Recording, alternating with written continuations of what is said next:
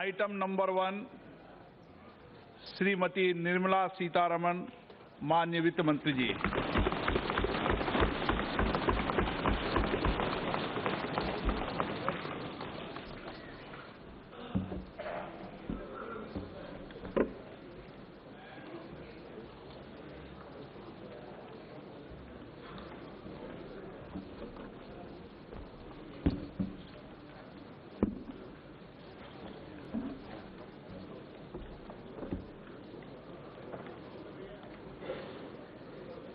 धन्यवाद जी। Speaker sir, I rise to present the budget for the year 2019-20.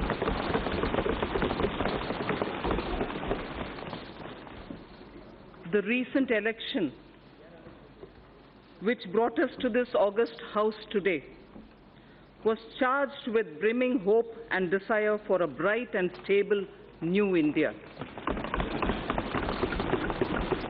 Like never before, India celebrated its democracy by coming out to vote in large numbers. Voters' turnout was highest at 67.9%. Every section, young, old, first-time voters, voters since the first general election, women, all turned up to stamp their approval of a performing government. Through their unambiguous and firm mandate, they have reaffirmed putting the nation first. The people of India have validated the two goals for our country's future, that of national security and economic growth. The first term of Honorable Prime Minister Narendra Modi-led NDA government stood out as a performing government, a government whose signature was in the last mile delivery. Between 2014 and 19, we provided a rejuvenated center-stage dynamic, cooperative federalism, GST Council, and a strident commitment to fiscal discipline. We had set the ball rolling for a new India, planned and assisted by the Niti Aayog, a broad-based think tank.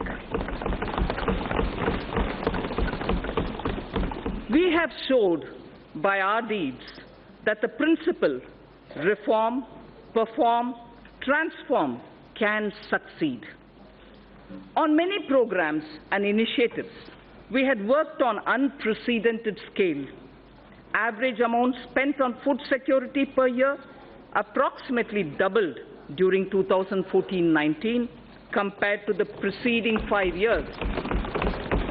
Number of patents issued more than trebled 3 times in 2017-18 as against the number of patents issued pre-14.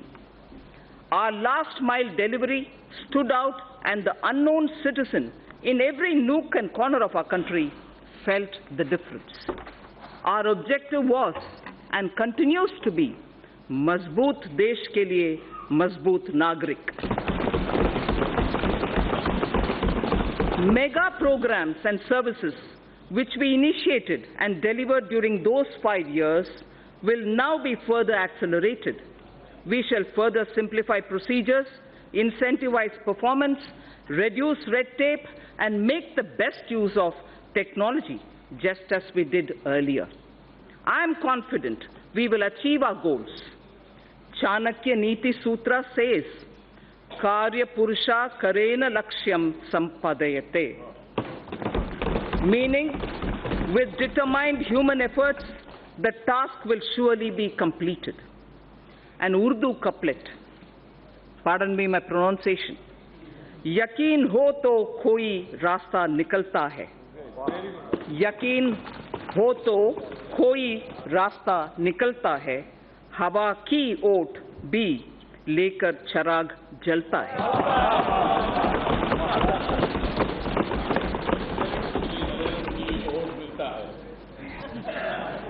Vision for the decade.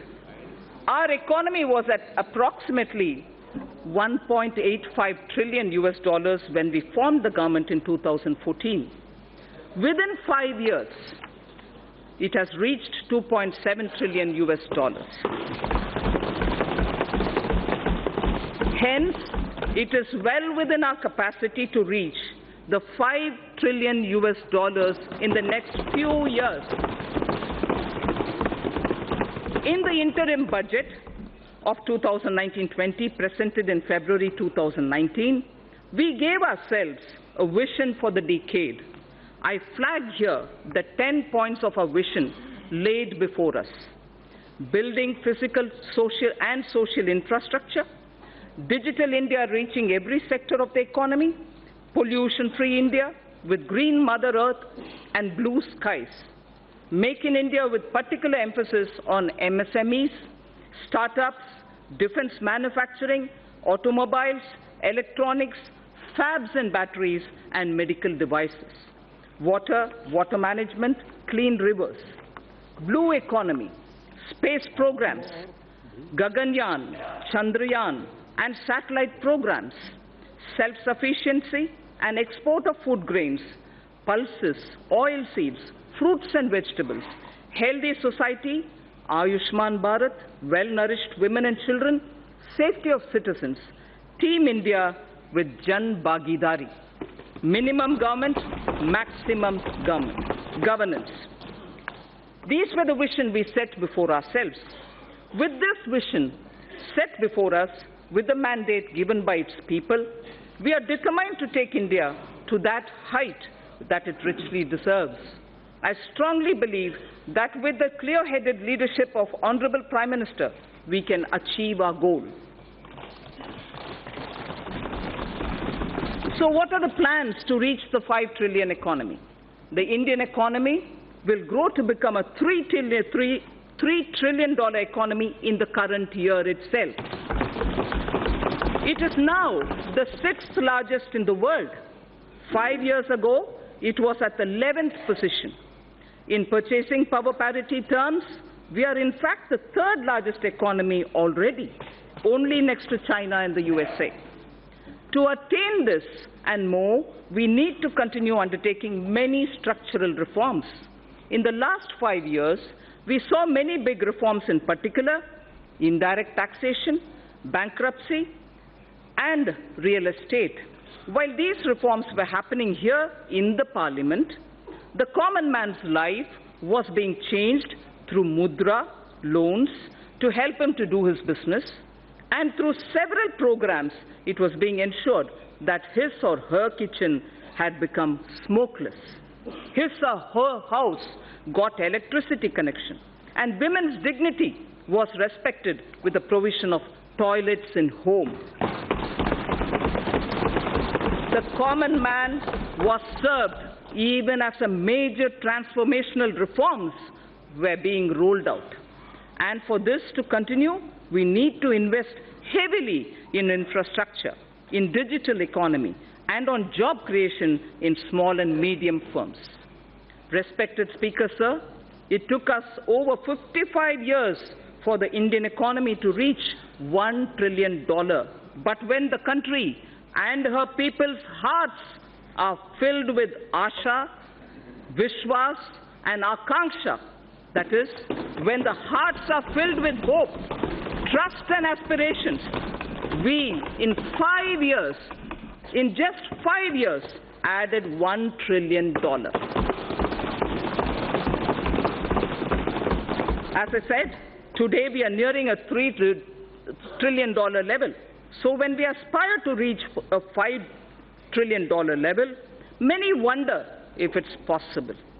If we can appreciate our citizens' purusharth or their goals of human spirit or pursuit, filled with the inherent desire to progress, led by the dedicated leadership present in this House, the target is eminently achievable. All of India's private sector industries, small, medium, or large, have played a substantial role in growing our economy.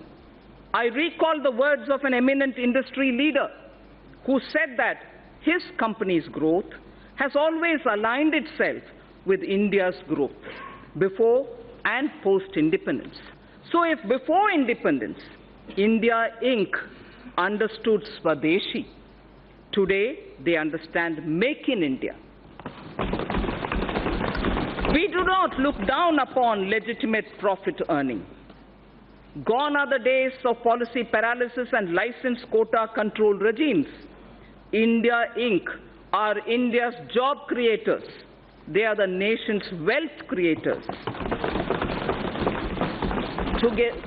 Together with mutual trust, we can gain, catalyze fast, and attain sustained growth. I wish to propose a number of initiatives as part of a framework for kick-starting the virtuous cycle of domestic and foreign investments. Connectivity is the lifeblood of our economy.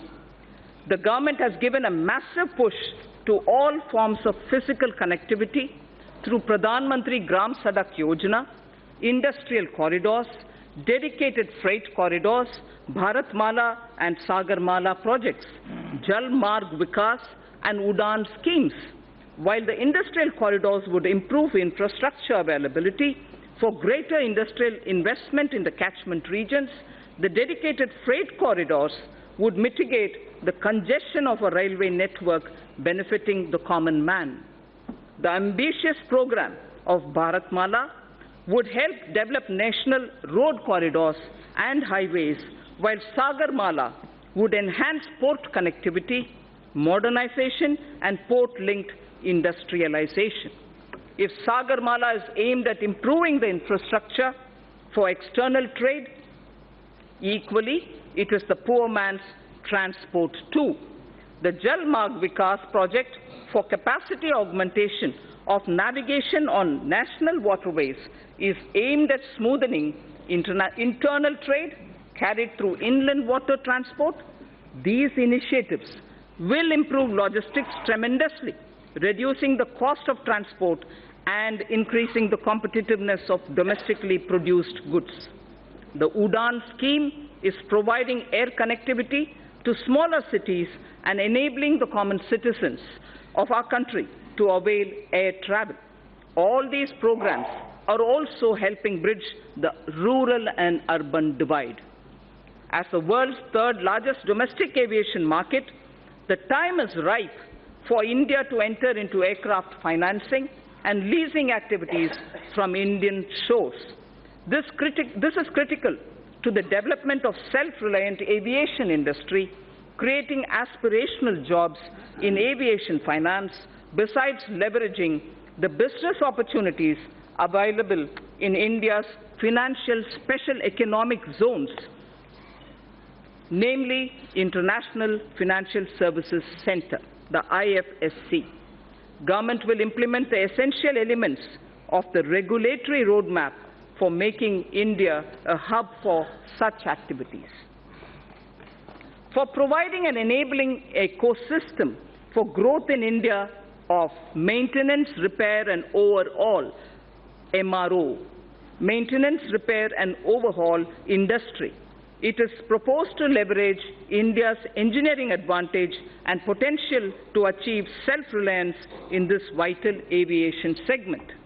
Government will adopt suitable policy interventions to create a congenial atmosphere for the development of MRO in the country. The new metro rail projects for a total route length of 300 kilometers have been approved during 2018 and 19. Also, during 2019, about 210 kilometers metro lines have been operationalized. With this, 657 kilometers of metro rails network has become operational across the country, 657 kilometers. India's first indigenously developed payment ecosystem for transport based on National Common Mobility Card, NCMC standards, was launched by the Honorable Prime Minister in March 2019. This will enable people to pay multiple kinds of transport charges, including metro services and toll tax, across the country. This interoperable transport card runs on RuPay card and would allow the holders to pay for their bus travel, toll taxes, parking charges, retail shopping, and even withdraw money. Phase 2 of the FAME scheme, following approval of the Cabinet, with an outlay of 10,000 crore rupees over a period of 3 years, has commenced from 1st April 2019. The main objective of the scheme is to encourage faster adoption of electric vehicles by way of offering upfront incentive on purchase of electric vehicles, and also by establishing the necessary charging infrastructure for electric vehicles. Only advanced battery and registered e-vehicles will be incentivized under the scheme, with greater emphasis on providing affordable and environment-friendly public transportation options for the common man. The government will carry out a comprehensive restructuring of National Highway Program to ensure that the National Highway Grid of desirable length and capacity is created using financiable model. After completing the phase 1 of Bharatmala, in the second phase, states will be helped to develop state road networks.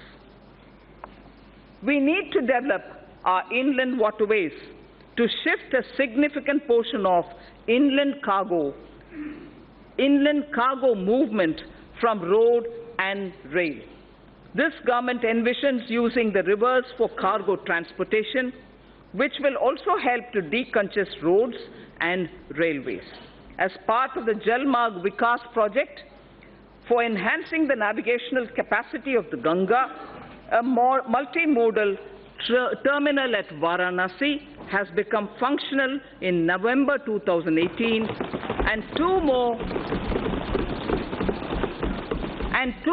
such terminals at Sahibganj and Haldia, a navigational lock at Farakka, would be completed in 1920. The movement of cargo volume on Ganga is estimated to increase by nearly 4 times in the next 4 years. This will make movement of freight, passenger cheaper and reduce our import bill. It is estimated that railway infrastructure would need an investment of 50 lakh crores between 2018 to 2030. Given that the capital expenditure outlays of railways are around 1.5 to 1.6 lakh crores per annum, completing even all sanctioned projects would take decades.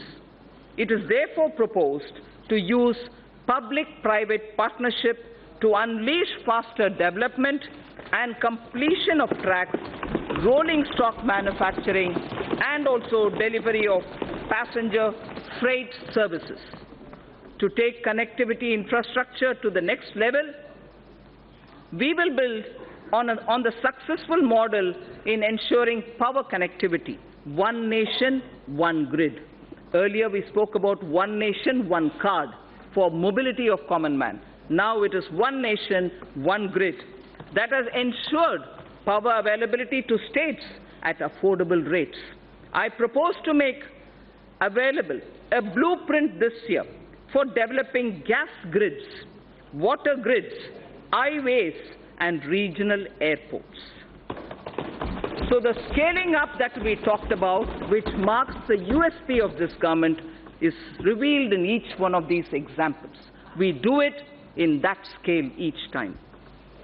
The recommendations of high-level empowered committee on retirement of old and inefficient plants and addressing low utilization of gas plant capacity due to paucity of natural gas will also be taken up for implementation now.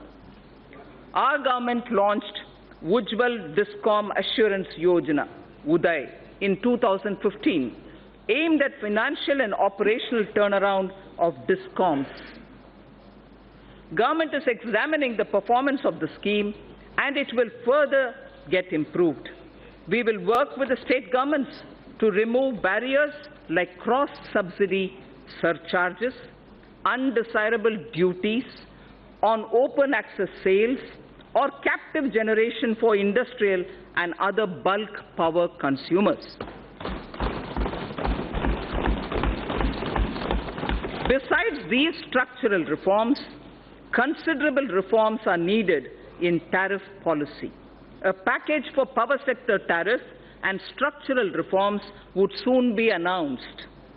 It is proposed that several reform measures would be taken up to promote rental housing. Current rental laws are archaic, as they do not address the relationship between the lessor and the lessee realistically and fairly. A model tenancy law will also be finalized and circulated to the states.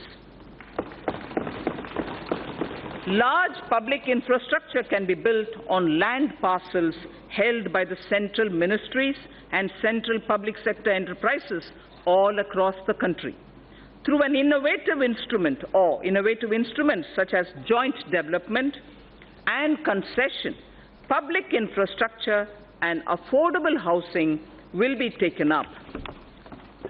For ease of access to credit for MSMEs, Government has introduced providing of loans up to 1 crore rupees for MSMEs within 59 minutes through a dedicated online portal.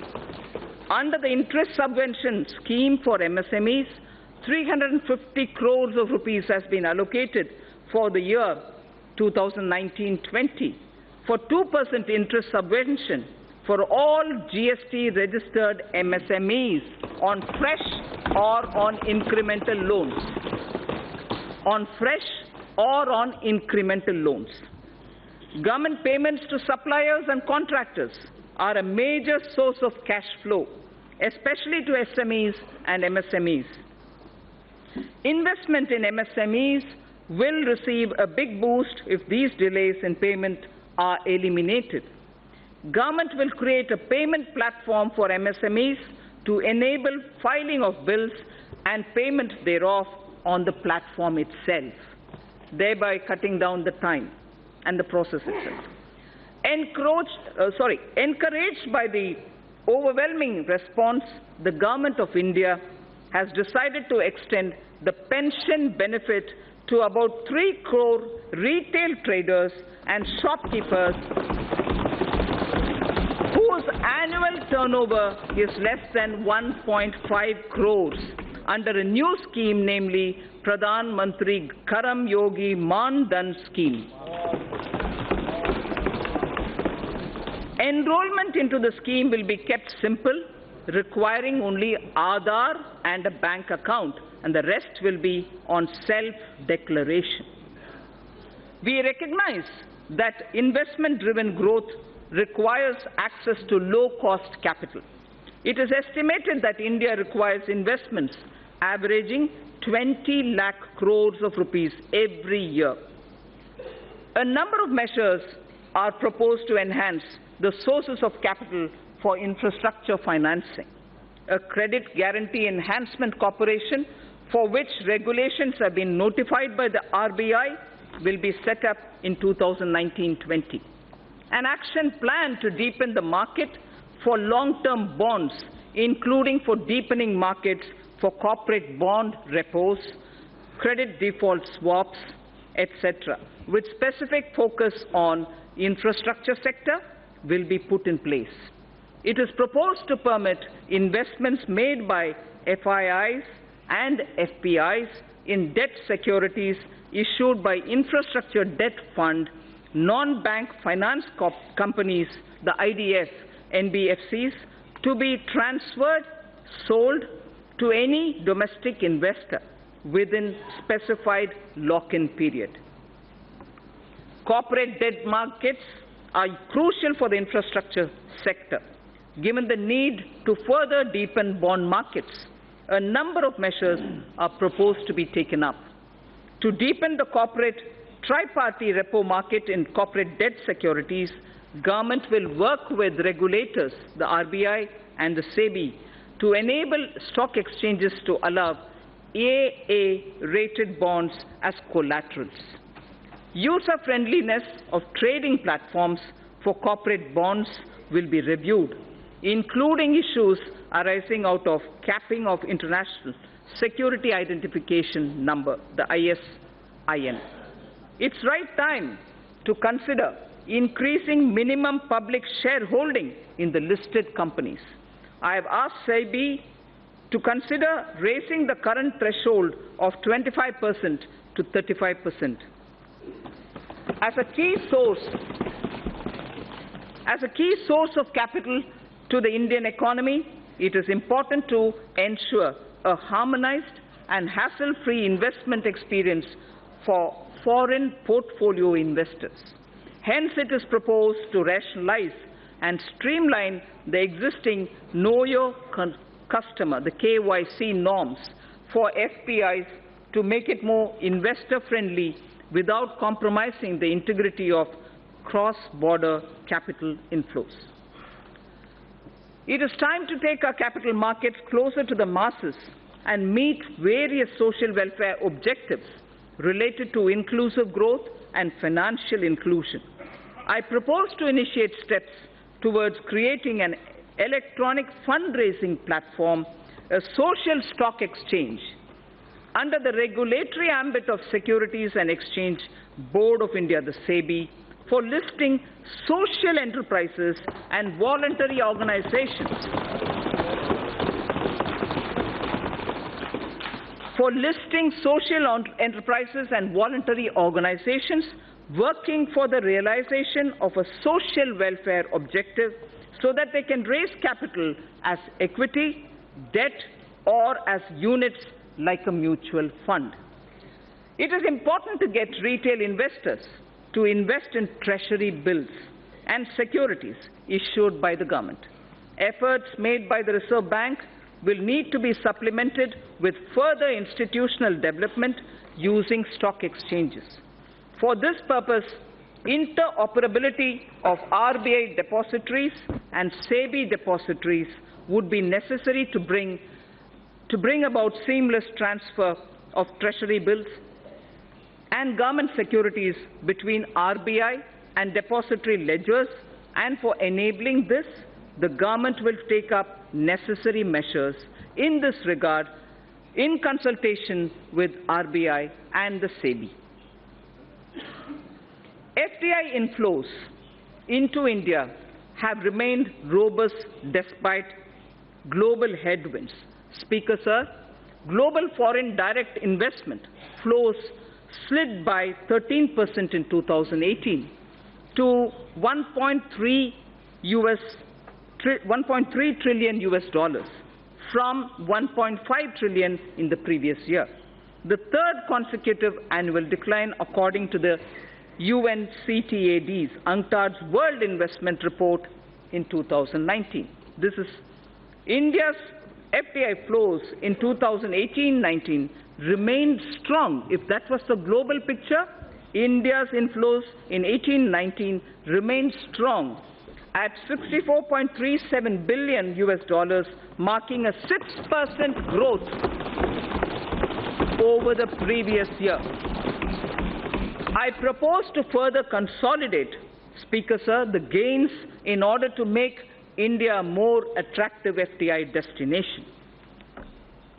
A, the government will examine suggestions of further opening up of FDI in aviation, in media, animation, ABGC, and insurance sectors in consultation with all stakeholders.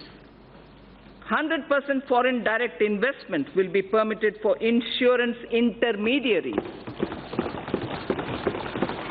Local sourcing norms will be eased for the FDI in single brand retail sector. Single brand retail sector. It's high time India not only gets integrated into global value chain of production of goods and services, but also become part of the global financial system to mobilize global savings, mostly institutionalized in pension, insurance, sovereign wealth funds, and so on. The government is contemplating organizing an annual global investors meet in India using National Infrastructure Investment Fund as the anchor to get all three sets of global players, top industrialists, corporate leaders, top pension insurance sovereign wealth funds, top pension, insurance and sovereign wealth funds, and top digital technology and venture funds also. An important determinant of attracting cross-border investment, Speaker Sir, is availability of investable stock to the foreign portfolio investors. This issue assumes greater significance in view of the gradual shift from stock-targeted investments towards passive investment, whereby funds track global indices composition, of which depends upon available floating stock. Accordingly, I propose to increase the statutory limit for FBI investment in a company from 24% to sectoral foreign investment limit, with option given to the concerned corporates to limit it to a lower threshold. FPIs will be permitted to subscribe to listed debt securities issued by the REITs or the InvITs. Even though India is the world's top remittance recipient, NRI investment in Indian capital markets is comparatively less. With a view to provide NRIs with seamless access to Indian equities, I propose to merge the NRI portfolio investment scheme route with the foreign portfolio investment route. New and innovative financial instruments have been launched in the last 5 years, like Infrastructure Investment Trust, the InvITs which I referred to a minute ago, Real Estate Investment Trust, the REITs which I referred to a minute ago, as well as models like Toll Operate Transfer, the TOT, as part of the Brownfield Asset Modernization strategy for augmenting infrastructure investment.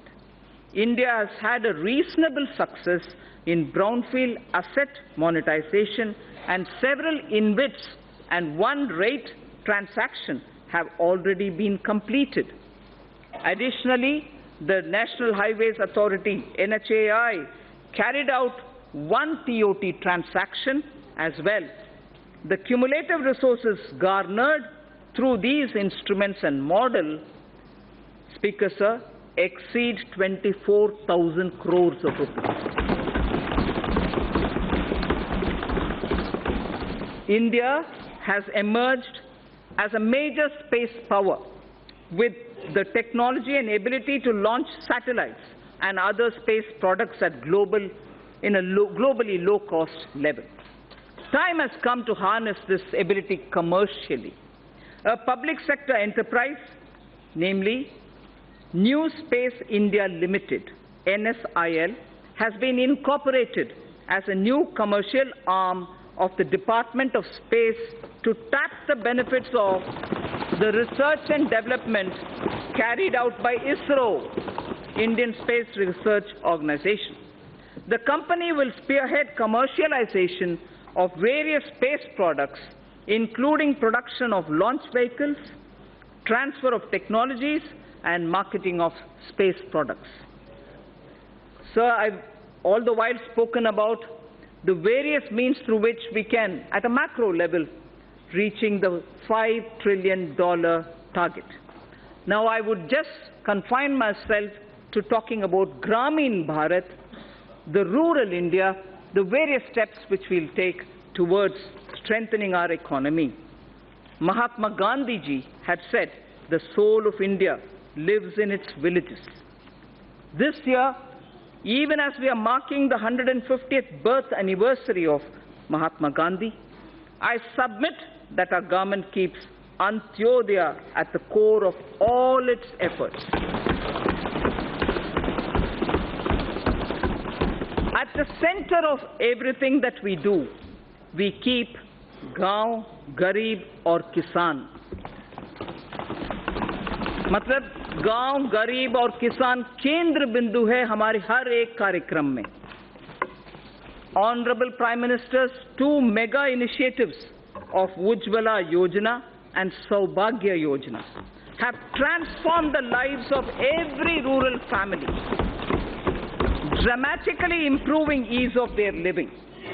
Household access to clean cooking gas has seen an unprecedented expansion through provision of more than 7 crore LPG connections. All villages and almost 100% households across the country have been provided with electricity. A combination of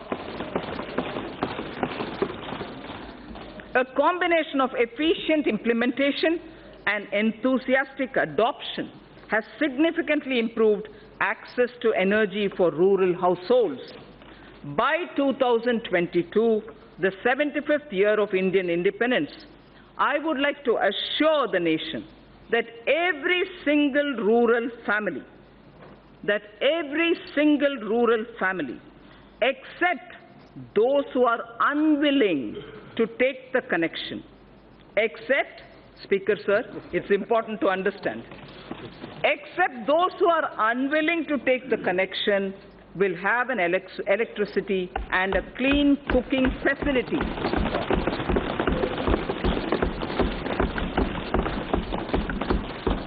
Pradhan Mantri Awas Yojana, Gramin, aims to achieve the objective of housing for all by 2022. A total of 1.5 crore rural homes have been completed in the last 5 years. In the second phase of PMAY Gramin, during 2019-20 to 2021-22, 1.95 crore houses are proposed to be provided to the eligible beneficiaries. These houses are also being provided with amenities like toilets, electricity, and LPG connections. With the use of technology, the DBT platform, the Direct Benefit Transfer platform, and technology inputs, average number of days for completion of houses has been reduced from 314 days in 2015 and 16. It took us 314 days, Speaker Sir. Now it is only 114 days. Please allow me to repeat this. If the completion of houses required 314 days in 2015-16, by the time it was 2017-18, it has now come down to only 114 days, and that is why the scale of our achievement is possible. Fishing and fishermen communities are closely aligned with farming and are crucial to rural India. Through a focused scheme, the Pradhan Mantri Matsya Sampada Yojana, the Department of Fisheries will establish a robust fisheries management framework. This will address critical gaps in the value chain, including infrastructure modernization, traceability, production, productivity, post-harvest management, and quality control. Pradhan Mantri Gram Sadak Yojana has brought many socio-economic gains in the rural areas. To accelerate the speed of achieving universal connectivity of eligible habitations, the target of connecting the eligible and feasible habitations was advanced from 2022 to 2019 itself. I am happy to inform that all-weather connectivity has now been provided to over 97% of all such habitations. This has been possible by maintaining a high pace of road construction of 130 to 135 kilometers per day in the last 1,000 days. Committed to the agenda of sustainable development, 30,000 kilometers of Pradhan Mantri Gram Sadak Yojana roads have been built using green technology, waste plastic, and cold mix technology. thereby reducing the carbon footprint. With the changing economic scenario, it is important to upgrade roads connecting villages to the rural markets. For this, Pradhan Mantri Gram Sadak Yojana Phase 3 is envisaged to upgrade 1,25,000 kilometers of road length over the next 5 years, with an estimated cost of 80,250 crores of rupees.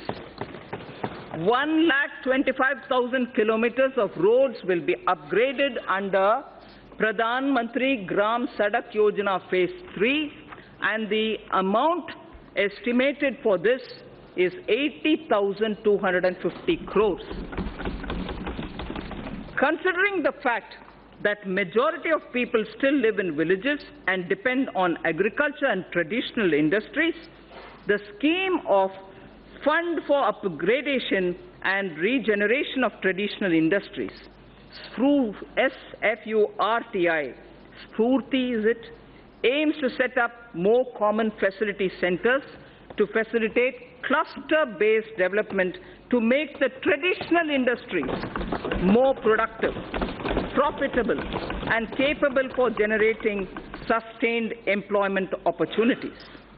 The focus sectors are bamboo, honey, and khadi clusters. The SFURTI envisions setting up of 100 new clusters during 2019-20, which should enable 50,000 artisans to join the economic value chain.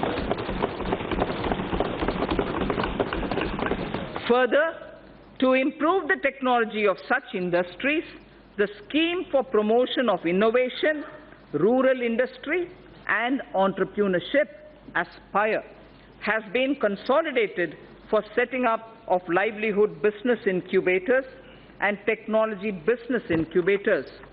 The scheme contemplates to set up 80 livelihood business incubators and 20 technology business incubators in 2019-20 to develop 75,000 skilled entrepreneurs in agro-rural industry sectors. We will invest widely in agricultural infrastructure.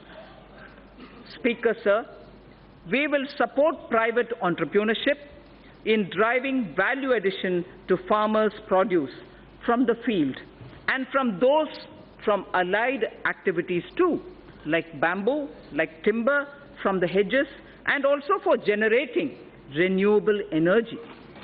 अन्नदाता क्यों ऊर्जा दाता बना नहीं सकते? अन्नदाता ऊर्जा दाता बनाने के लिए बहुत सारे हमारे प्रोग्राम्स हैं. Daring through cooperatives shall also be encouraged by creating infrastructure for cattle feed manufacturing, milk procurement, processing and marketing.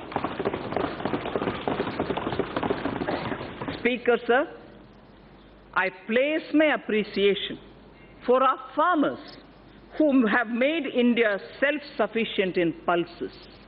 दलहन के रेवोल्यूशन जो हमारे किसान ने किया है, पिछले 1.5 साल में किया है, उसके लिए उनको मैं बधाई देना चाहती हूँ. I am sure they will repeat such a success even in the production of oil seed. तिलहन में भी हम उम्मीद रखते हैं हमारे किसान ऐसे ही सफलता पाएंगे. Our import bill shall be reduced by their seva. We also hope to form 10,000 new farmer producer organizations. That will ensure economies of scale for farmers over the next 5 years. The government will work with state governments to allow farmers to benefit from e-NAM. The Agricultural Produce Marketing Cooperatives Act should not hamper farmers from getting a fair price for their produce. Ease of doing business and ease of living both should apply to farmers too.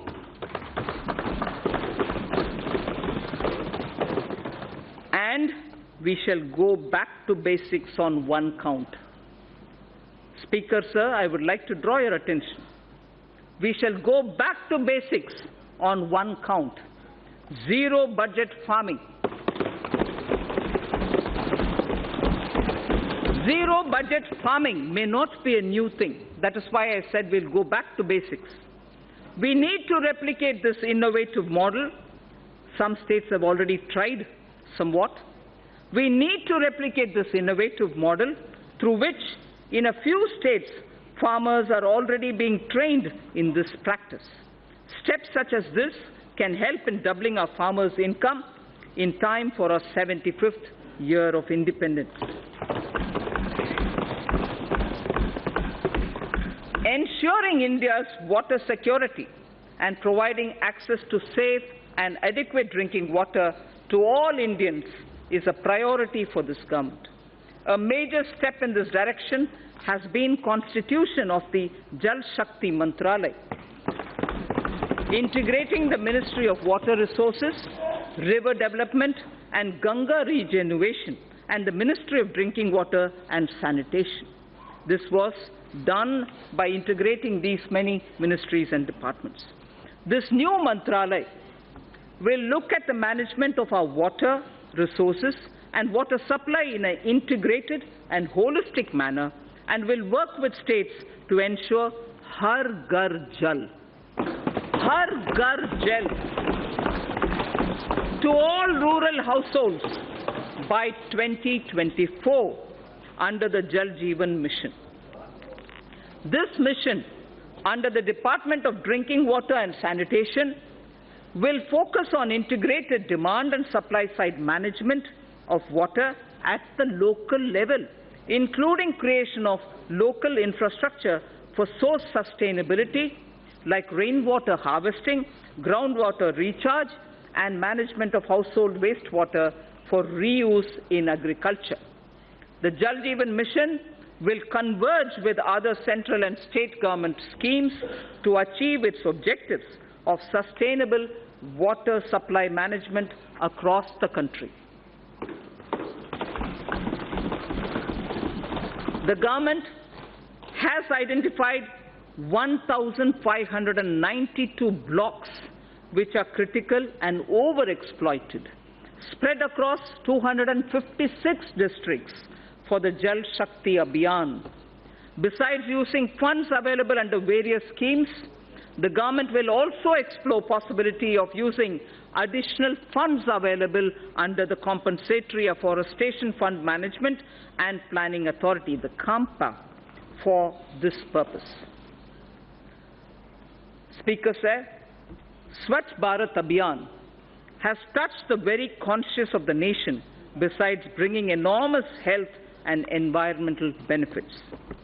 This noble scheme, initiated in 2014, has achieved a resounding success. 9.6 crore toilets have been constructed.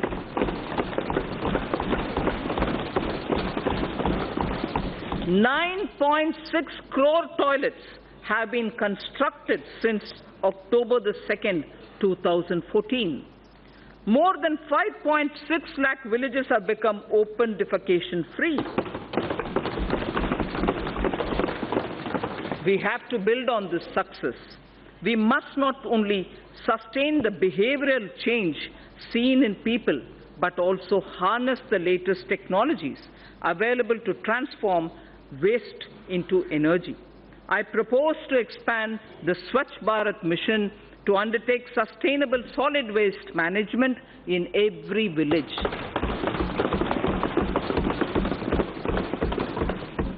Under the Pradhan Mantri Gramin Digital Saksharata Abhiyan, over 2 crore rural Indians, under the Pradhan Mantri Gramin Digital Saksharata Abhiyan, over 2 crore rural Indians have so far been made digitally literate.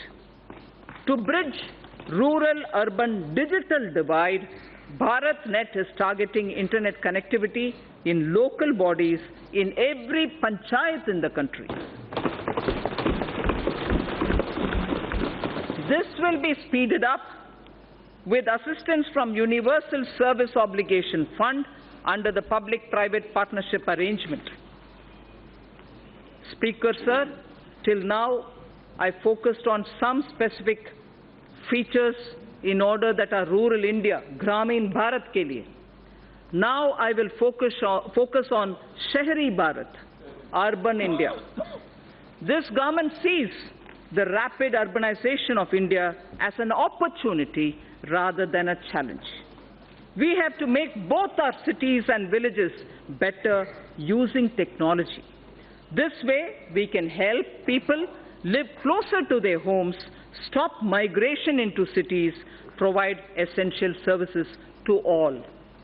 Under Pradhan Mantri Awas Yojana, urban, over 81 lakh houses with an investment of about 4.83 lakh crores have been sanctioned, of which construction has started in about 47 lakh houses.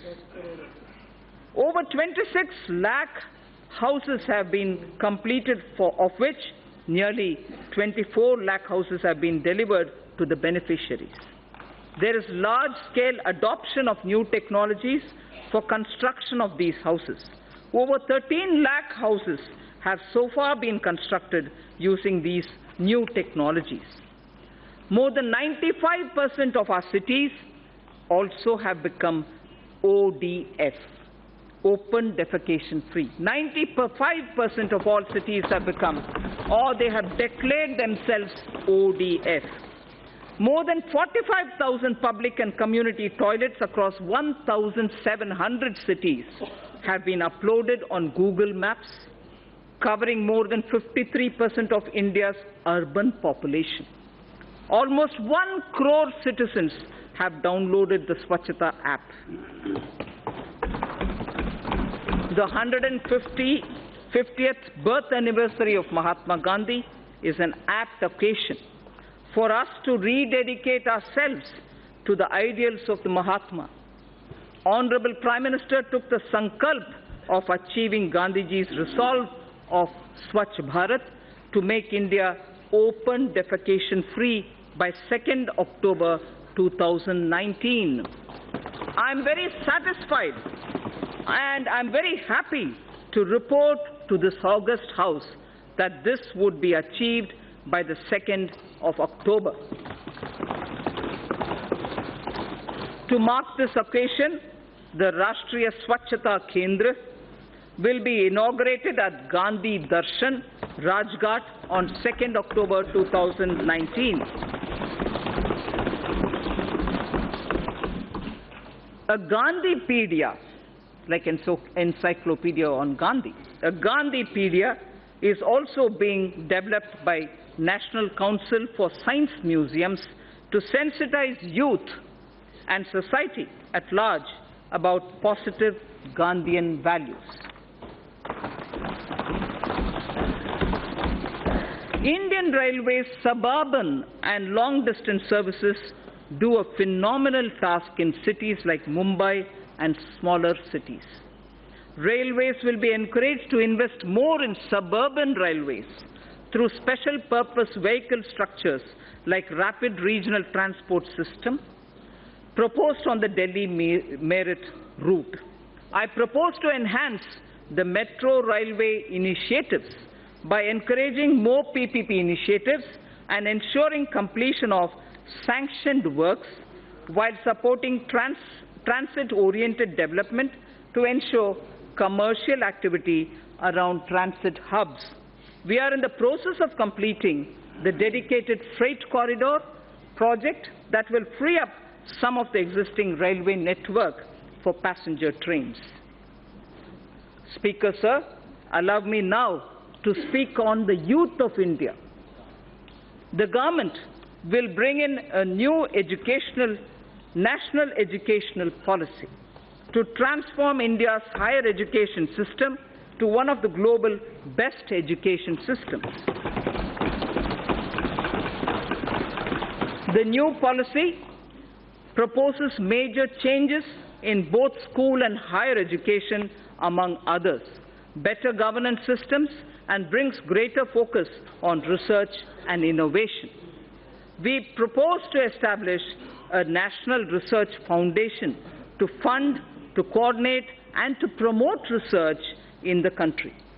NRF, or the National Research Foundation, will assimilate the research grants being given by various ministries independent of each other.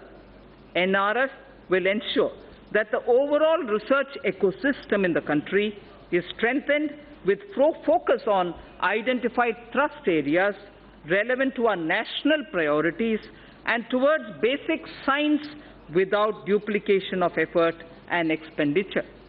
We would work out a very progressive and research-oriented structure for the NRF itself. The funds available with all ministries will be integrated in NRF. This would be adequately supplemented with additional funds. Massive online open courses through SWAYAM initiative have helped bridge the digital divide for disadvantaged section of our student community. To upgrade the quality of teaching, the Global Initiative of Academic Networks, GYAN, program in higher education was started, aimed at tapping the global pool of scientists and researchers. The imprint or impacting research innovation and technology scheme began as PAN-IIT and IISc joint initiative to develop a roadmap for research to solve major engineering and technology challenges in selected domains needed by the country. Higher educational institutions are becoming the centers of innovation. These initiatives have upgraded the quality of education. There was not a single Indian institution in the top 200 in the world university rankings 5 years back. I repeat, there was not a single Indian institution in the top 200 in the world university rankings for 5 years back.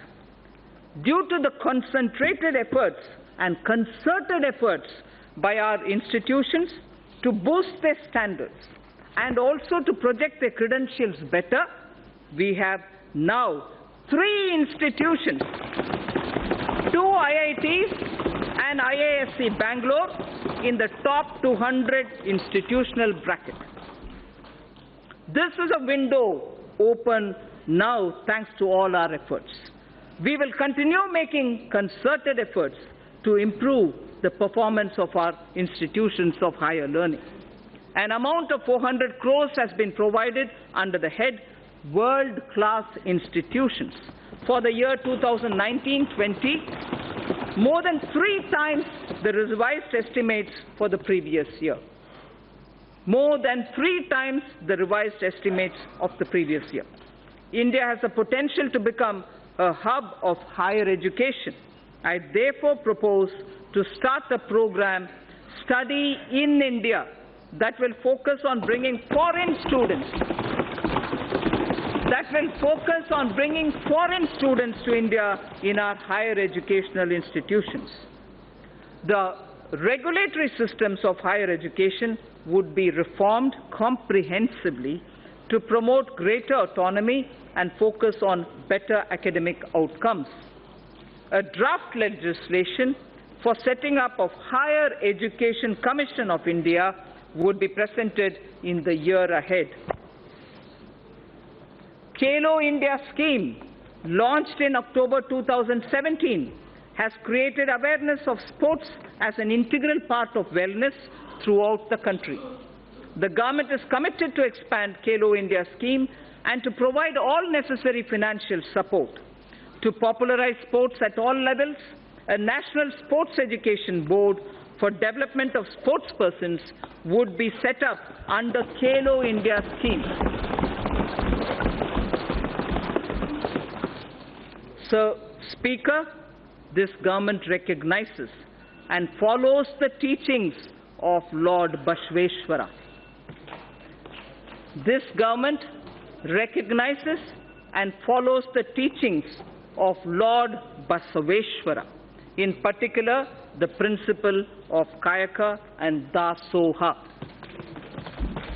Implementing Kayakeva Kailasa, the government enables about 10 million youth to take up industry-relevant skill training through the Pradhan Mantri Kaushal Vikas Yojana. This is helping to create a large pool of skilled manpower with speed and high standards. Demographic trends worldwide show that major economies will face severe labor shortages in the future. To prepare our youth to also take up jobs overseas, we will increase focus on skill sets needed abroad, including language training. We will also lay focus on new age skills like artificial intelligence, Internet of Things, big data, 3D printing, virtual reality, and robotics, which are valued highly both within and outside the country and offer much higher remuneration. Drawing again on Lord Basveshwara, his principle of Dasoha underlines most things this government does.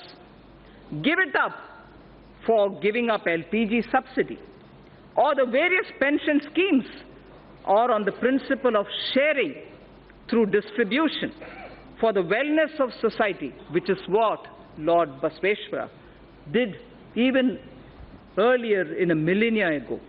The government is proposing to streamline multiple labor laws into a set of 4 labor codes. So, for the sake of labor welfare, I'd like to repeat this slide. The government is proposing to streamline multiple labor laws into a set of 4 labor codes. Codes. C-O-D-E-S. Codes.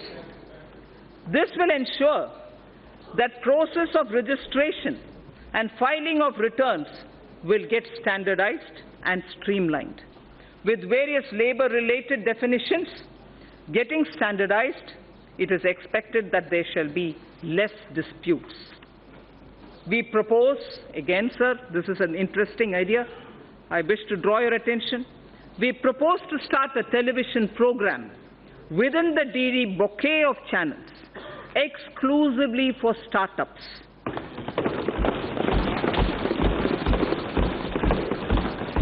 This shall serve as a platform for promoting startups, discussing issues affecting their growth, matchmaking with venture capitalists, and for funding and tax planning.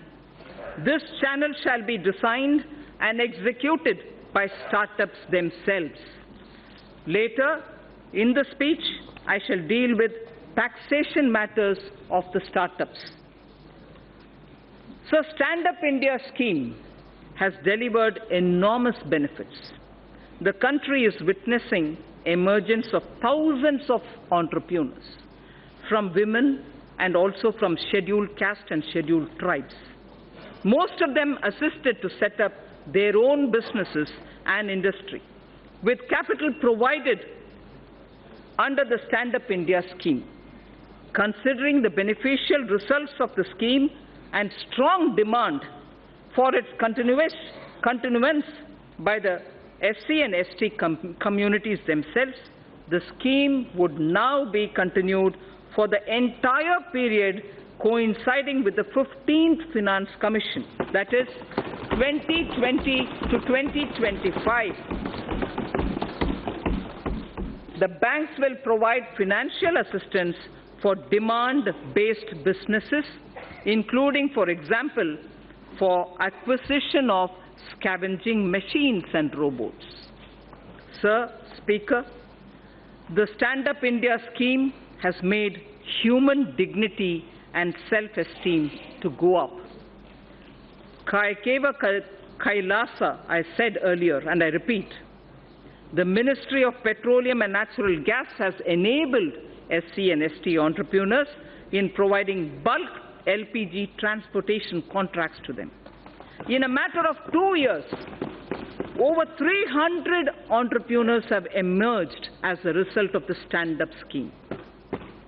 Machines and robots have been deployed to do scavenging, which also saved the manual scavengers their dignity. The synthesis between stand-up and start-up, with commercial banks playing the catalyst, has brought this transformational change. Sir, now I shall concentrate a few paragraphs on ease of living. After all, everything that this government does with the principle of minimum government, maximum governance is aimed at getting ordinary citizens' life a bit easier. So the ease of living is a very important principle. This government aims to bring greater ease of living in the lives of its citizens. Digital payments are gaining acceptance everywhere, including by the government. Use of technology is an effective way to ensure this.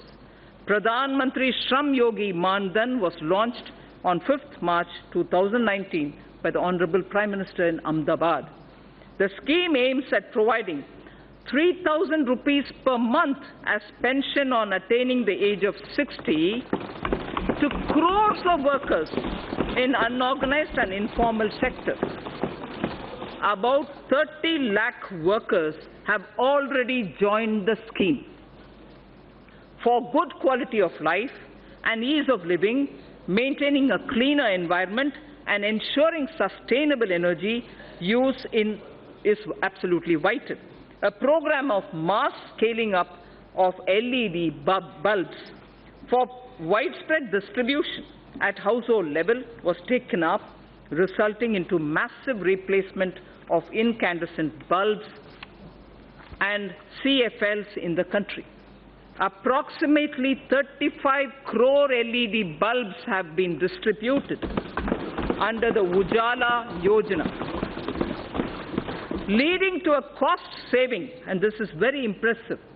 I request through you, respected Speaker, that all members present here listen to what cost saving has emerged because of the LED bulbs.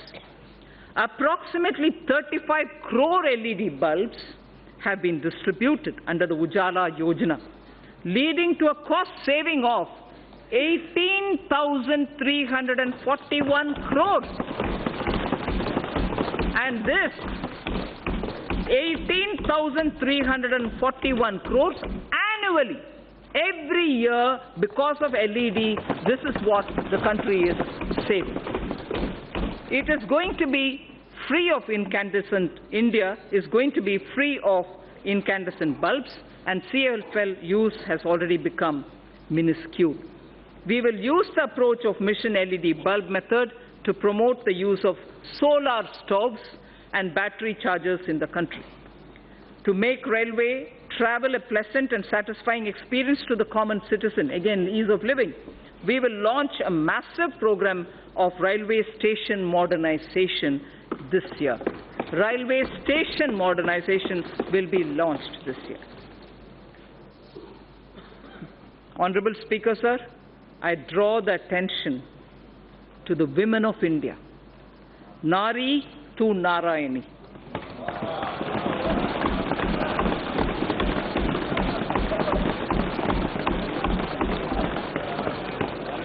We believe, obviously this country's tradition has been Nari to Narayani. Swami Vivekananda, in a letter to Swami Ramakrishnananda, had said, "There is no chance for the welfare of the world unless the condition of women is improved." I repeat, there is no chance for the welfare of the world unless the condition of women is improved. It is not possible for a bird to fly on one wing. Swami Vivekananda's words. This government believes that we can make progress with greater women's participation. In India's growth story, sir, I would like to draw your attention. In India's growth story, particularly in the rural economy, Gramin Arthvyavastha mein, the role of women is a very sweet story. Gramin Arthvyavastha mein mahila ki bhagidari एकदम एक sunera kahani hai. This government wishes to encourage and facilitate the role of women. Gender analysis of the budget aimed at examining the budgetary allocation through a gender lens has been in place for over a decade. I propose to form a broad-based committee with government and private stakeholders to evaluate and suggest action for moving forward. There is no segment of human life where the contribution of women is not significant. There is no segment where the contribution of women is not significant. This government firmly believes that the socio-economic transformation that is taking place, particularly in the last decade, India's women's role and leadership is distinct. The recent elections have shown record turnout of women voters at par with men. Record turnout of women voters at par with men. We also have a record number of 78 women MPs here in this House. This reinforces our approach of going beyond just women-centric policy.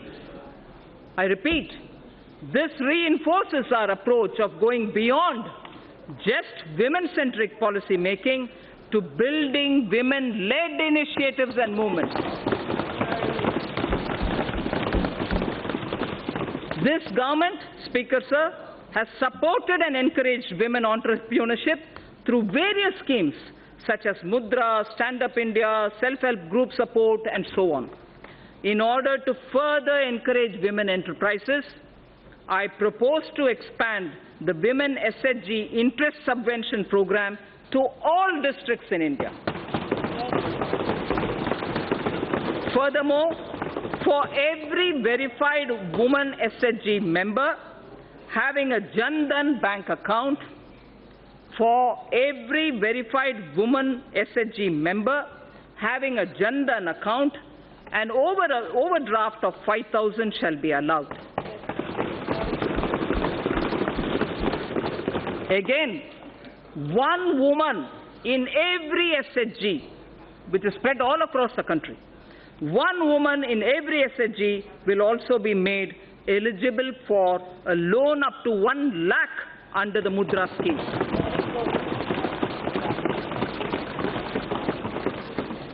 Speaker Sir, at the beginning I did tell you about India's soft power.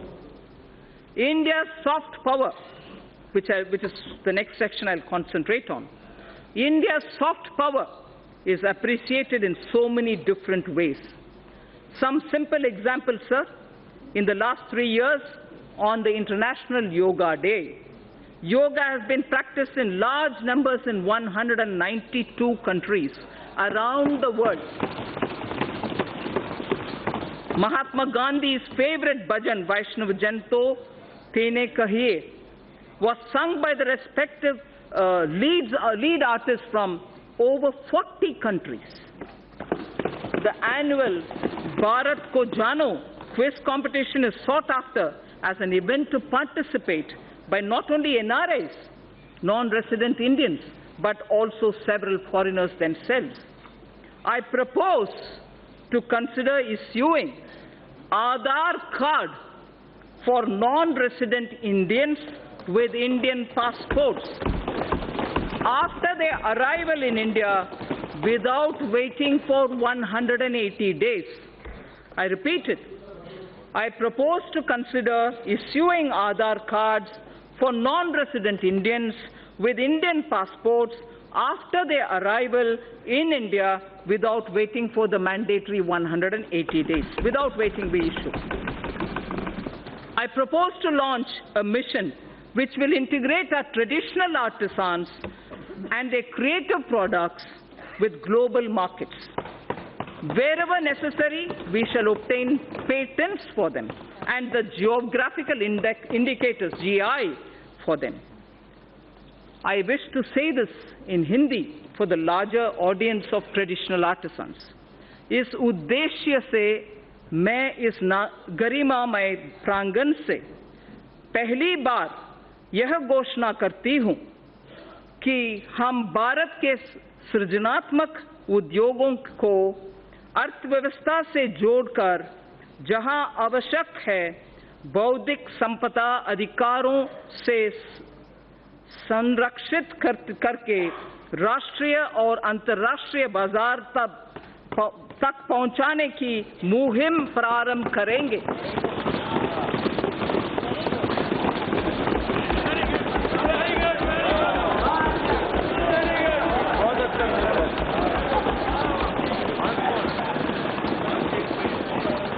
To give further impetus to India's growing influence and leadership in the international community, government decided to open Indian embassies and high commissions abroad in countries where India does not have a resident diplomatic mission as yet. Accordingly, in March 2018, government approved opening of 18 new Indian diplomatic missions in Africa. 5 embassies have already been opened in Rwanda, Djibouti, Equatorial Guinea, Republic of Guinea, and Burkina Faso in the year 2018-19. Government intends to open another 4 embassies, new ones, in the year 2019-20. This will not only increase the footprint of India's overseas presence, but also enable us to provide better and more accessible public services, especially to the local Indian communities in these countries. In line with our ancient wisdom, India has always pursued a policy of economic cooperation with countries through bilateral and regional coordination. Indian Development Assistance Scheme, IDEAS, provides concessional financing for projects and contributes to infrastructure development and capacity building in the recipient developing countries. Mindful of our position as the 6th largest economy, we will look at alternative development models which include private sector equity, multilateral financing, contributions from corporates, non-residents, and so on. I propose to revamp the IDEA scheme during the current financial year. The government is developing 17 iconic tourism sites into world-class tourist destinations and to serve as a model to other tourism sites. The iconic tourism sites would enhance visitor experience, which would lead to increased visits of both domestic and international tourists at these destinations.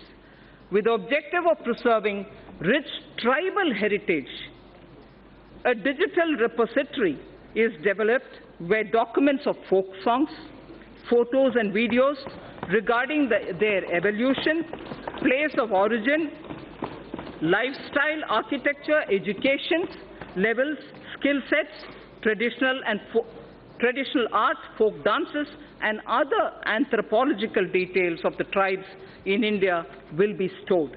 The repository will further be enriched and strengthened as we go along. Speaker, sir, now I come to saying what we propose about the banking and the financial sector. Financial gains from cleaning of the banking system are now amply visible. NPAs, meaning non-performing assets, of commercial banks have reduced by over 1 lakh crore over the last year. Record recovery of over 4 lakh crore due to IBC and other measures has been effected in the last 4 years. Provision coverage ratio is now at its highest in 7 years, and domestic credit growth has risen by 13.8%. Government has smoothly carried out consolidation, reducing the number of public sector banks by 8. Government has smoothly carried out consolidation, reducing the number of public sector banks by 8. At the same time, as many as 6 public sector banks have been enabled to come out of prompt corrective action framework. We have enabled 6 public sector banks to come out of that situation. Having addressed the legacy issues, public sector banks are now proposed to be further provided 70,000 crores of rupees capital to boost credit for a strong impetus to the economy. 70,000 crores of rupees will be provided in order that capital will be boosted so that credit can be improved. To further improve ease of living, they will leverage technology, offering online personal loans, doorstep banking, and enabling customers of one public sector bank to access services across all public sector banks, and so on. In addition, government will initiate steps to empower account holders to remedy the current situation in which they do not have control over deposits of cash by others into their accounts. There is an issue now. Unknowing to them, there are money being deposited into accounts, and that is creating a lot of problems for customers. So we will be addressing that also. We will initiate steps to address that problem. Reforms will also be undertaken to strengthen governance in public sector banks. Non-banking financial companies are playing an extremely important role in sustaining consumption demand as well as capital formation in small and medium industrial segment. NBFCs that are fundamentally sound should continue to get funding from banks and mutual funds without being unduly risk-averse. For purchase of high-rated pooled assets of financially sound NBFCs amounting to a total of 1 lakh crore rupees during the current financial year, government will provide one-time 6 months partial credit guarantee to public sector banks for the first loss of up to 10%. I shall read this again. For the purchase of high-rated pooled assets of financially sound NBFCs amounting to a total of 1 lakh crores of rupees during the current financial year, government will provide one-time 6 months partial credit guarantee to public sector banks for first loss up to 10%. Further, Reserve Bank of India is the regulator of the NBFCs. However, RBI has limited regulatory authority over NBFCs. Appropriate proposals for strengthening the regulatory authority of RBI over NBFCs are being placed in the finance bill. NBFCs which do public placement of debt have to maintain a debenture redemption reserve. And in addition, a special reserve as required by RBI has also to be maintained. To allow NBFCs to raise funds in public issues, the requirement of creating a DRR, that is a debenture redemption reserve, which is currently applicable for only public issues as private placements are exempt, this will be done away with. To bring more participants, especially NBFCs, not registered as NBFCs factor, on the TREDS platform, amendment in the Factoring Regulation Act 2011 is necessary, and steps will be taken to allow all NBFCs to directly participate on the TREDS platform. Efficient and conducive regulation of the housing sector is extremely important in our context. The National Housing Bank, besides being a refinancer and a lender, is also the regulator of the housing finance sector. This gives a somewhat conflicting and difficult mandate to the NHB. I am proposing to return the regulation authority over the housing finance sector from the NHB, National Housing Board, to the RBI. I am proposing to return the regulation authority over the housing finance sector from NHB to the RBI. Necessary proposals have been placed in the finance bill even for that.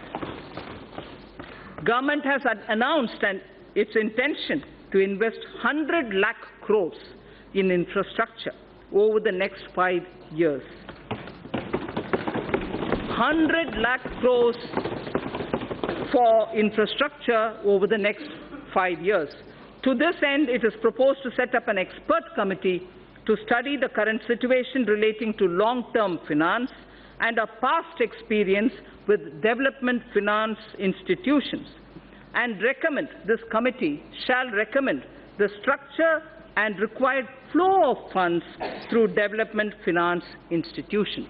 The situation will be reviewed by them, and they will suggest measures. Pension Fund Regulatory Development Authority, PFRDA, implements and regulates the National Pension System, the NPS, and Atal Pension Yojana through various intermediaries, including, inter alia, the NPS Trust, keeping in view the wider interest of the subscribers and to maintain arm's-length relationship of the NPS Trust with PFRDA. Steps will be taken to separate the NPS Trust from PFRDA with appropriate organizational structure. To facilitate onshoring of international insurance transactions and to enable opening of branches by foreign reinsurers in the International Financial Service Center, it is proposed to reduce net owned fund requirement from 5,000 crores to 1,000 crores, 1,000 crores. I'll repeat that sentence, sir. To facilitate onshoring of international insurance transactions and to enable opening of branches by foreign reinsurers in the International Financial Services Center, it is proposed to reduce net owned fund requirement from 5,000 crores to 1,000 crores. Government has been following the policy of disinvestment in non-financial public sector undertakings, maintaining government stake not to go below 51%. Government is considering, in case where the undertaking is still to be retained in government control, to go below 51% to an appropriate level on case-to-case basis. Government has also decided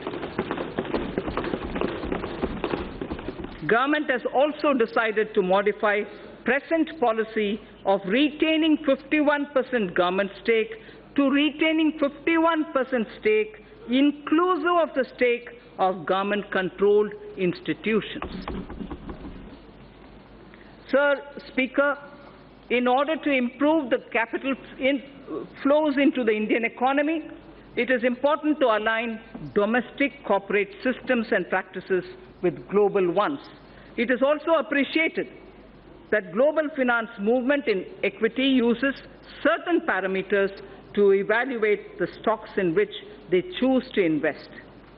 The government intends to further encourage retail participation in CPSEs, which of late has shown very encouraging upward trend. In order to provide additional investment space, the government would realign its holding in CPSEs, including banks, to permit greater availability of its shares and to improve depth of its market. Strategic disinvestment of select CPSEs would continue to remain a priority of this government. In view of current macroeconomic parameters, government would not only reinitiate the process of strategic disinvestment of Air India, but would offer more CPSEs for strategic participation by the private sector. I repeat this sentence. Strategic disinvestment of select CPSEs would continue to remain a priority for this government. In view of current macroeconomic parameters, government would not only reinitiate the process of strategic disinvestment of Air India, but also would offer more CPSEs for strategic participation by the private sector.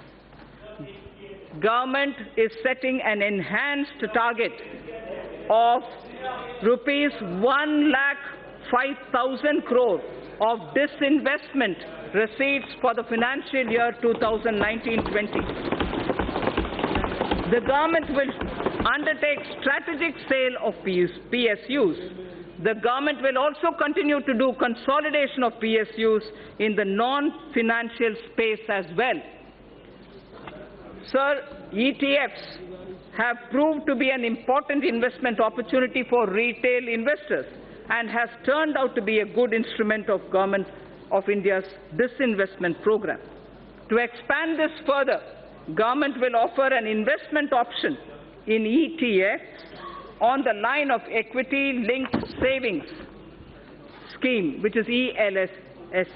This would encourage long-term investments in CPSEs.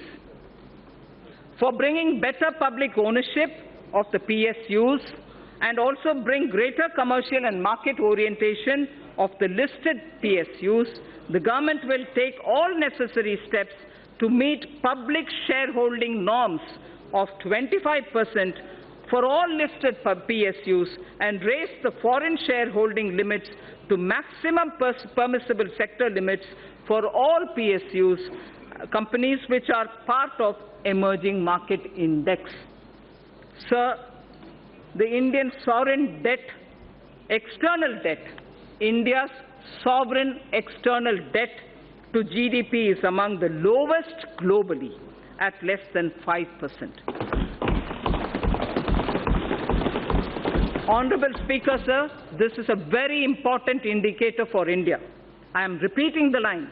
India's sovereign external debt to GDP is among the lowest globally at less than 5%. The government will start raising a part of its gross borrowing program in external markets in external currencies. This will also have beneficial impact on demand situation for the government securities in domestic market. A new series of coins, sir, a new series of coins of 1 rupee, 2 rupees, 5 rupees, 10 rupees and 20 rupees, easily identifiable to the visually impaired also, were released by the government minister, by the Honorable Prime Minister on 7th March 2019. These new coins will be made available for public use shortly. Sir, in the first 50 years after independence, we emphasized on rights. So I draw your attention to this line, which marks the end of part A of my speech. In the first 50 years after independence, we emphasized on rights. Marking 75 years of our independence, we should place emphasis on our duty towards India. Place emphasis on our duty towards India without undermining our rights. Thinkers all over the world have supported the argument that in performing one's duty, protection of one's rights is inherent. In performing one's duty, the protection of one's right is inherent in it. For the bright future of India, when again in 2022 we will remember our freedom fighters, we should dedicate ourselves to the service of the nation. So now I move to part B, which is something of great interest for all of us, taxation related. Honorable Speaker, sir, I see a lot of members sitting up.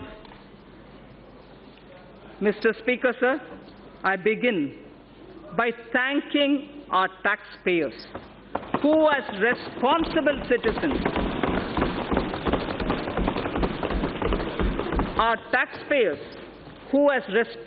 citizens, perform their duty by paying their taxes. It is because of their valuable contribution that our government is able to work for our collective dream of inclusive and all-round development of our nation. I place my appreciation to the honest taxpayer of India. At this juncture, sir, I find wisdom in a line from Purananuru, which is a Sangam time Tamil literature piece. A Tamil Sangam era work, and this is done by Pisirandayar.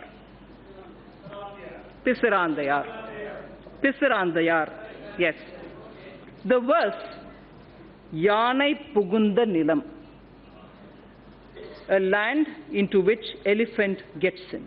Yanai Pugunda Nilam. This was sung as an advice to the king, a Pandyan king, Pandyan Aruvudai Nambi.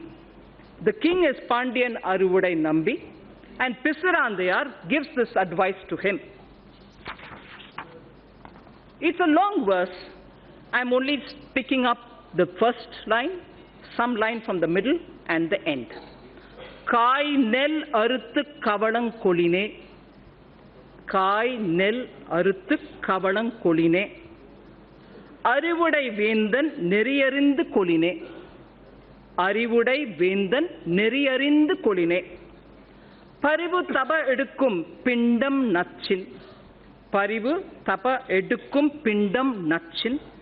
Yanai pukka pulam pol. Yanai pukka pulam pola. Thanum unnan ulagamum kedume. Meaning,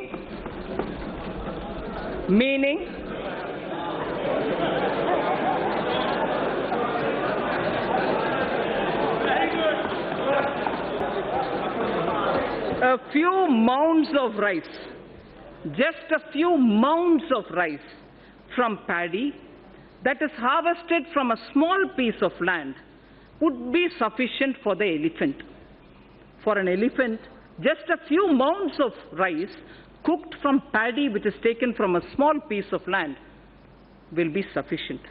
But what if the elephant itself enters into the field and starts eating? It would eat far lesser than what it will trample with its foot. I hope the meaning is clear. So, the advice given to Pandyan Arivudai Nambi is a valuable advice that this government appreciates. An elephant, if it is given mounds of rice, here I would refer to taxation, will be quite happy. It doesn't have to enter into the field and trample to eat the food. So we don't intend to trample anybody.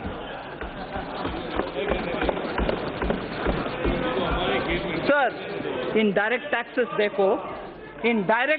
therefore, sir, Mr. Speaker, due to a slew of efforts taken by our government, the direct tax revenue has significantly increased over the past couple of years. It has increased by over 78% from 6.38 lakh crores in financial year 2013-14 to around 11.37 lakh crores in financial year 2018. From 6.38 lakh crores to 11.37 lakh crores between 13-14 and 18-19. It is now growing at double-digit rate every year. Let me recall, sir, and reiterate this government's effort over the past 5 years to alleviate the tax burden on small and medium income earners. This includes self-employed as well as small traders, salary earners, and senior citizens. Only when their annual taxable income exceeds 5 lakhs, only when their annual taxable income exceeds 5 lakhs, they are required to pay any income tax. The details of our efforts and achievements on this front during the past few years are given in the annexure to the speech. I am not going into the details of it. Speaker, sir, my tax proposals will aim to stimulate growth, incentivize affordable housing, and encourage startups by releasing the entrepreneurial spirit. It will also be geared towards promoting digital economy. I aim to simplify tax administration and bring greater transparency. So far as corporate tax is concerned, we continue with phased reduction in rates. Currently, a lower rate of 25% is only applicable to companies having annual turnover up to 250 crores. Currently, the lower rate of 25% is only applicable to companies having annual turnover of up to 250 crores. I propose to widen this to include all companies having an annual turnover of up to 400 crores. This will cover 99.3% of all the companies. Only 0.7% of companies will remain outside of this rate.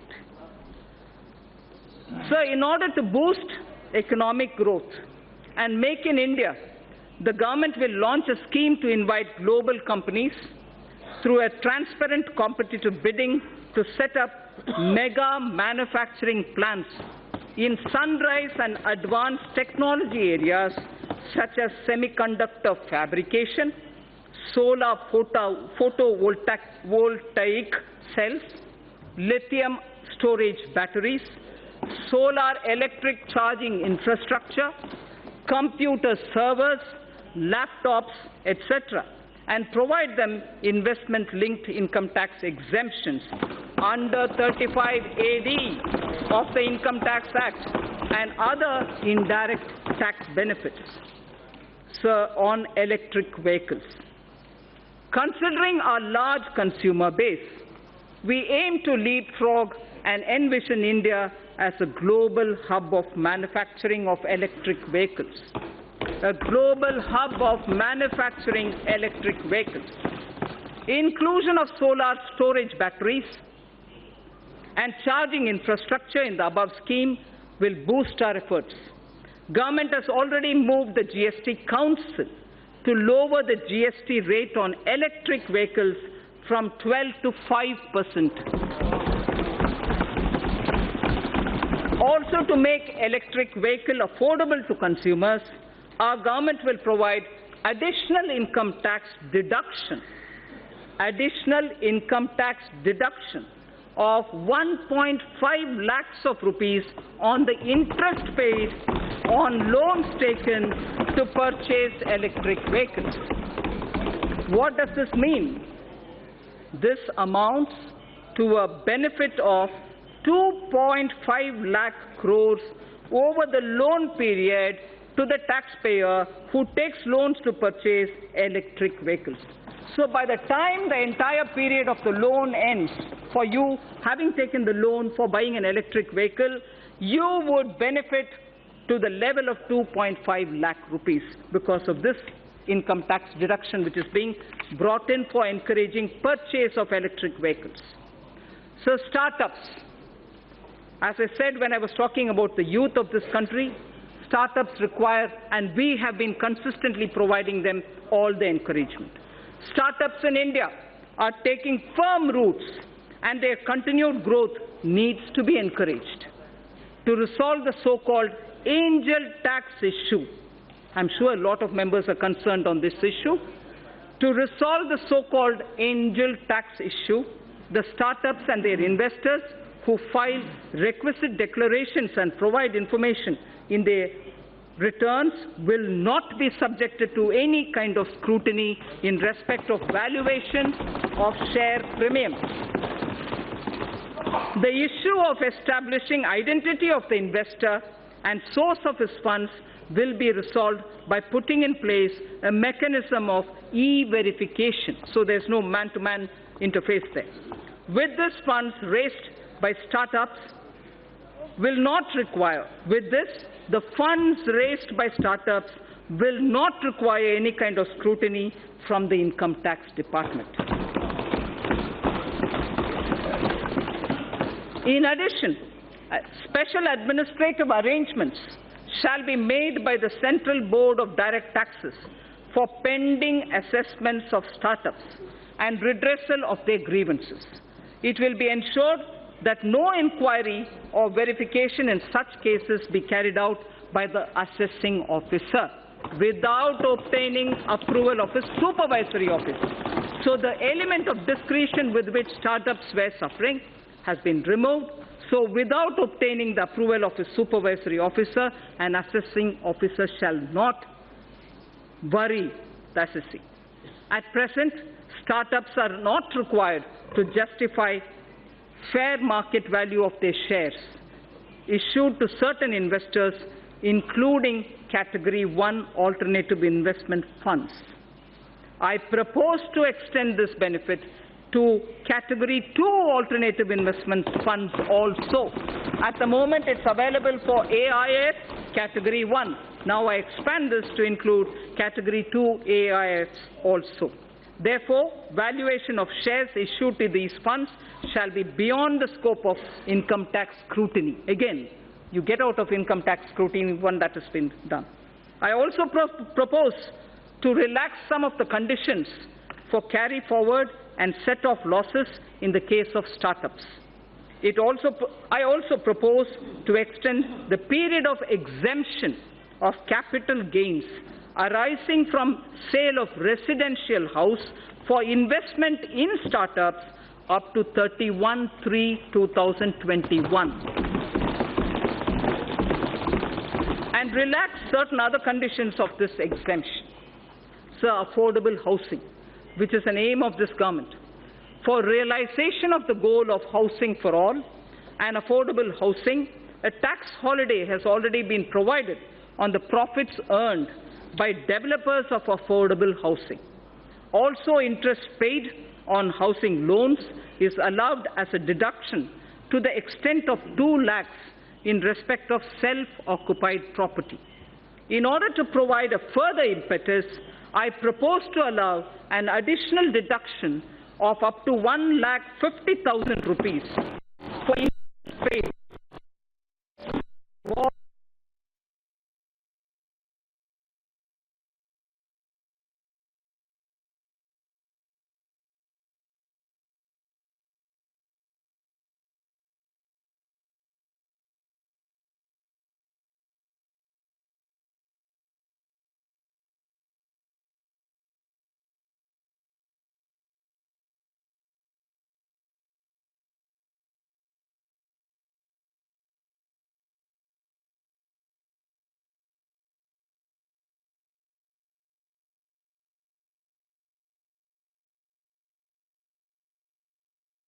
coming with enable of the affordable home category. Home loan runs, the net gain would be 7 lakh of rupees. This will mean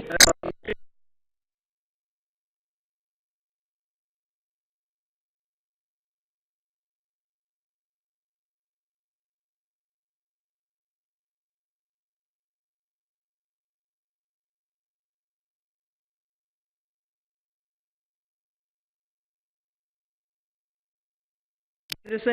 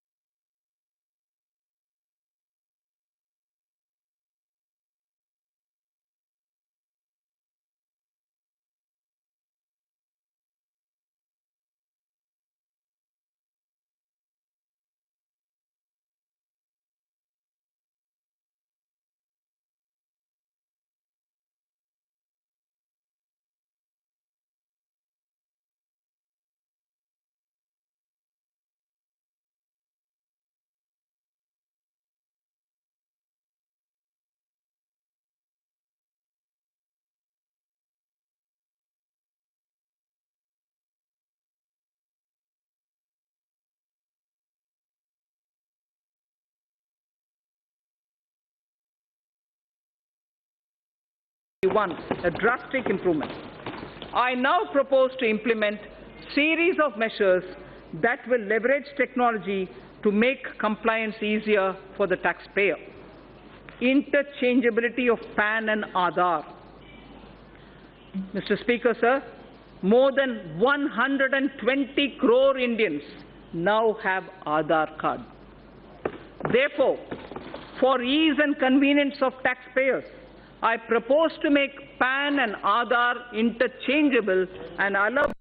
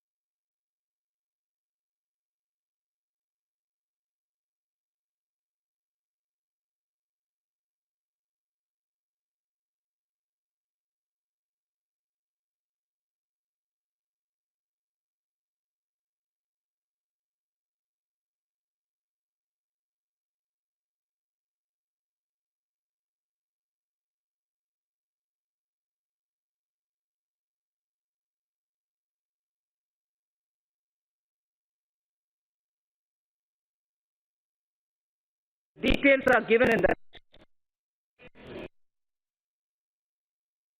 process.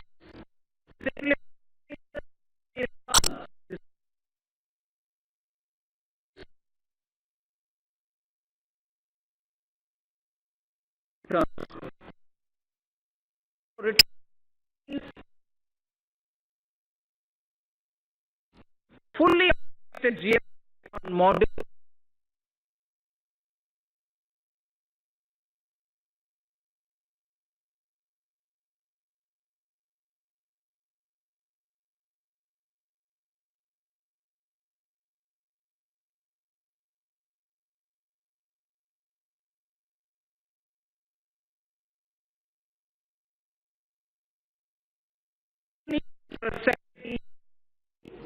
it's rolled out begin January 2020. Electronic invoice system will significantly reduce the compliance burden. Sir, on the customs side, my proposals are driven with the objective of securing our borders, achieving higher domestic value addition through Make in India, reducing import dependence, protection to MSME, and promoting clean energy, curbing non-essential imports, and correcting inversions. Defense has an immediate requirement of modernization and upgradation. This is a national priority. For this purpose, import of defense equipment that are not being manufactured in India are being exempted from the basic customs duty. Make in India is a cherished goal. In order to provide domestic industry a level playing field, basic customs duty is being increased on items such as cashew kernels, PVC, vinyl flooring, tiles, metal fittings, mountings for furniture, auto parts, certain kinds of synthetic rubber, marble slabs, optical fiber cable, CCTV camera, IP camera, digital and network video recorders, and so on.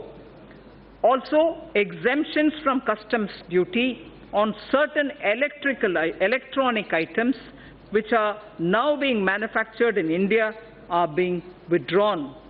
Further, end-use based exemptions on palm stearin, fatty oils, and exemptions to various kinds of papers are also being withdrawn. To encourage domestic publishing and printing industry, 5% customs duty is being imposed on imported books. To further promote domestic manufacturing, customs duty reductions are being proposed on certain raw materials and capital goods. These include certain inputs of CRGO sheets, amorphous alloy ribbon, ethylene dichloride, propylene oxide, cobalt matte, naphtha, wool fibers, inputs for manufacture of artificial kidney and disposable sterilized dialyzer, and fuels for nuclear power plants. To further incentivize e-mobility, customs duty is being exempted on certain parts of electric vehicles. Customs duty is also being exempted on capital goods required for manufacture of specified electronic goods. So the export duty is being rationalized on raw and finished leather to provide relief to this sector. Crude prices have softened from their highs. This gives me room to review excise duty and cess on petrol and diesel. I propose to increase special additional excise duty and road and infrastructure cess, each one by 1 rupee a litre on petrol and diesel.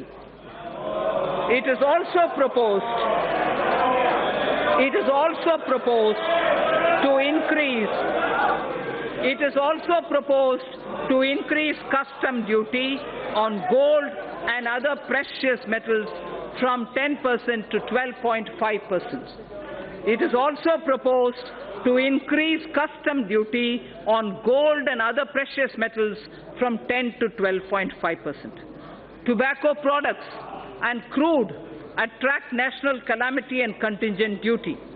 In certain cases, this levy has been contested on the ground that there is no basic excise duty on these items. To address this issue, a nominal basic excise duty is being imposed. Sir, I am also proposing few amendments to the Customs Act.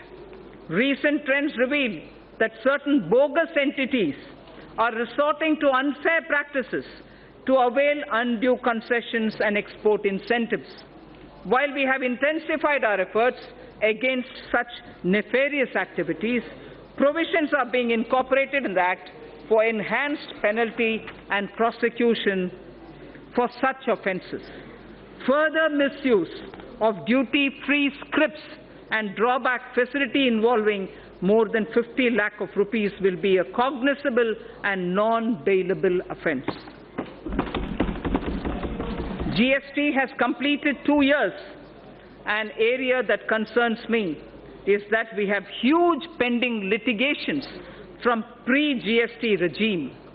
More than 3.75 lakh crores of rupees is being blocked in litigations and service tax and excise. There is a need to unload this baggage and allow businesses to move on. I therefore propose a legacy dispute resolution scheme, that will allow quick closure of these litigations. I would urge the trade and business to avail this opportunity and be free from legacy litigations. The details of my tax proposals are given in the annexure. Sir Speaker, I thank you for this opportunity, and with these words, I commend the budget to this august House. Thank you. To Srimati Nirmala Sitaram, Manya Vitt Mantri ji. I just would like to mention, although I have commended the budget, I just would like to mention, I have not mentioned specific allocations for the scheme and programs. I have not mentioned specific allocations for schemes and programs. All these details are available in the budget documents as much as my speech's annexure. I also thank and take this opportunity for the response that we've received for the crowdsourcing of ideas for the budget. Immense suggestions from common citizens reached us. We have benefited from the crowdsourcing. The one last mention, which is more for the curiosity's sake, the fiscal deficit. The fiscal deficit this year is 3.3%, brought down from 3.4%. Thank you. Item number 2, Srimati Nirmala Sitaraman, Manya Vitt Mantri ji. Of course, don't have the papers with me.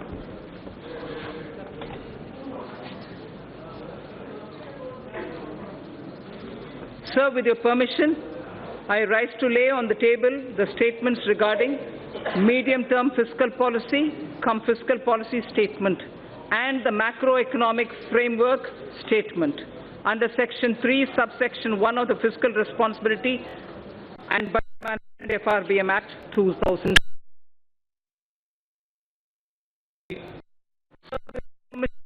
I move for leave dated 2019. प्रश्न ये कि विधेयक को पुनर्स्थापित करने की अनुमति प्रदान की जाए।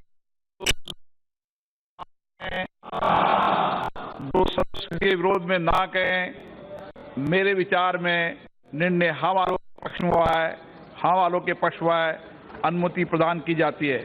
माननीय मंत्री जी, अब विधेयक को पुनर्स्थापित करें। Sir, I now introduce the bill. माननीय सदस्यों, मैं इस सभा की ओर से देश की पहली पूर्णकालिक महिला वित्त मंत्री जी को बजट पेश करने के लिए बहुत बहुत बधाई देता हूं और मैं सभी माननीय सदस्यों को भी 2 घंटे 15 मिनट तक आपने जिस शांतिपूर्ण ढंग से सरकार के पूरे बजट को सुना, उसके लिए भी आपको बहुत बहुत बधाई देता हूं। सभा की कार्रवाई सोमवार दिनांक 8 जुलाई 2019 को सुबह 11 बजे तक के लिए स्थगित की जाती है।